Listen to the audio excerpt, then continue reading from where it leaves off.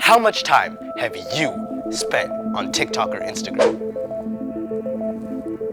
You can't swipe away from me that easily. Attention span. Attention span is the amount of time we can focus on a task without becoming distracted. Hey, come back over here. As I was saying, for decades, experts have been measuring how long individuals can concentrate on a single task. And recent trends have shown that our attention spans have been shrinking. Historically, people could engage with books, long articles, or even lectures for extended periods of time. However, with the rise of digital media in the last 20 years, we have seen a significant shift. According to studies, the average attention span has decreased from 12 seconds in 2000 to 8 seconds. Bro, you're literally a goldfish. But why? Why is our attention span shrinking? But no, don't worry, it's not because of you, it's because of an evolutionary thing in your blood. It's due to global warming, and global warming decreases your... Shorts! It's literally shorts! And a couple of other factors like notifications, multitasking, and increased stress of the modern world and first world problems. Now let's take a look at the main culprit. So, short form content, 18M, and media that is really brief, 21F, are the same thing. They are brief, easily digestible, and designed for rapid consumption. TikTok videos that last 15 to 60 seconds, Instagram Reels, YouTube Shorts, or even Twitter posts within a certain character limit. The reason it's become so popular is instant gratification. Boom, dopamine hit. Boom, dopamine hit. Boom, another dopamine hit. It's quick, sometimes funny, entertaining, and you get a sense of completion almost instantly. TLDR, they're addicting, and you should be scared. Am I the asshole? Jokes aside though, we've all been there.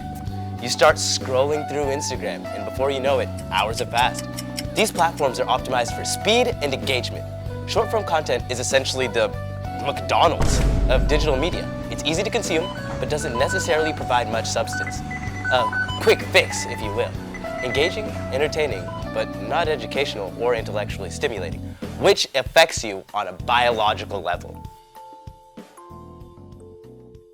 This is the problem. The psychological effects of consuming this kind of content are huge. When we repeatedly engage with these small pieces of information, our brains begin to expect quick rewards. Every time we scroll past a video or read a tweet that we find interesting, our brain releases a little hit of dopamine. I'll throw the definition of that somewhere around here.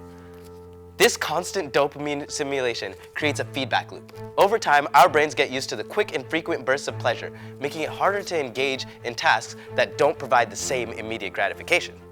It's like the brain craves the next hit of dopamine. As a result, we find it harder to focus on things that require sustained attention, like studying, reading a book, or having a deep conversation. Now, you're probably like, no, I can do all these things. Yeah, you probably can. This is the average YouTube audience retention graph. 30% of you will live to see this graph. Please subscribe, please. But it's not the 70%'s fault that they can't make it here. Studies show that people who consume large amounts of short-form content can experience a decrease in their ability to concentrate for longer periods of time. A person who's been consuming short-form content for hours on end might feel restless or impatient when asked to focus on something more demanding, like a 30-minute documentary or my beautifully crafted lecture on how cooked they are. They just want that next dopamine hit. But we can't ignore the elephant in the room. All good addictions start with an enabler. Yeah, I'm looking at you. Let's have a little chat. So, how do you do it? How do you keep me scrolling for hours? Well, it's pretty simple. We're designed to keep you engaged as long as possible. It's all about perfecting your totally non-predatory, non-invasive algorithm recommendations. Tell me more. We basically look at a user's overall behavior. What are you liking? What are you commenting on? What are you skipping? How long are you looking at something? What does your microphone say? What do you look like? Who do you follow? Simple stuff that you do within your entire life, within the app. Yeah. Based on this, the algorithm suggests content that fits your preferences. Whoa, That sounds so good for me. But why am I addicted? Because that's the goal. The more you engage, the more ad revenue we get, the more data that we can share to our mandatory, non-invasive partners. And the more you learn and grow with the TikTok community, once you're here, you'll never want to leave.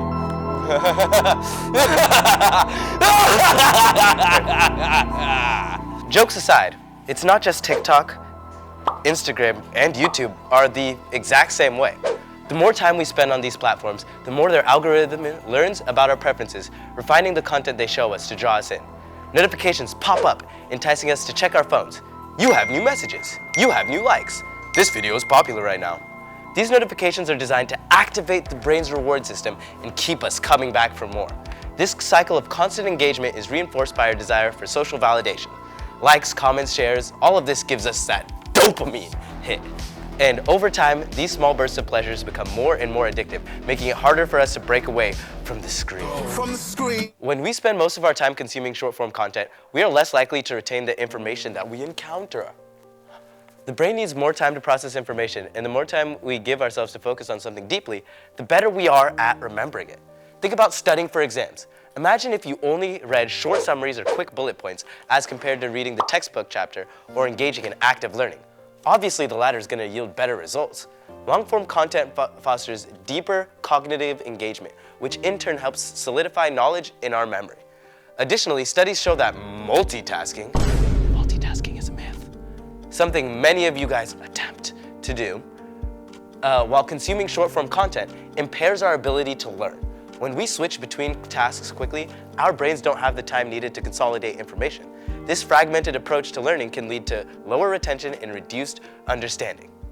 But we can fix this. Here's a quick 4-step action plan to reclaim your attention span so you can focus on the full length of a CoComelon episode.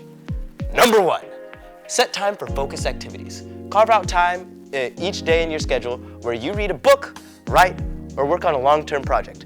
No texting, no using multiple devices, just you and whatever you're doing. Number 2. I said number 2. Limit distractions. Now I want you to not only limit distractions while you're doing number 1, but throughout other tasks in the day. Block notifications from social media during class and other important times. Put your phone in another room when you need to focus. The less you're interrupted, the better you can focus. Number 3, be mindful. Have some no technology time every once in a while. See how I'm not scrolling on my phone? Very cutesy, very mindful, very demure. Be present in the moment and reflect on life, or simply clear your mind and think about nothing else but thought itself. A person who thinks all the time has nothing to think about except thoughts. So? Lastly, number 4. Enjoy short-form content in moderation. I'm not crazy. If you took it out completely off the bat, that's like taking crack away from a crackhead. They always find a way. However, make time for more challenging long-form activities, whether it's watching a documentary, reading an in-depth article, taking a deep dive into a book, or watching one of my videos. Please subscribe. Variety will help balance your attention span. By recognizing how short-form content is affecting us, we can take intentional steps to maintain our attention and cognitive health. This doesn't mean avoiding social media or short-form content entirely, but it's about finding a healthy balance and prioritizing activities that engage our minds in more sustained and meaningful ways. You can say it. Please subscribe!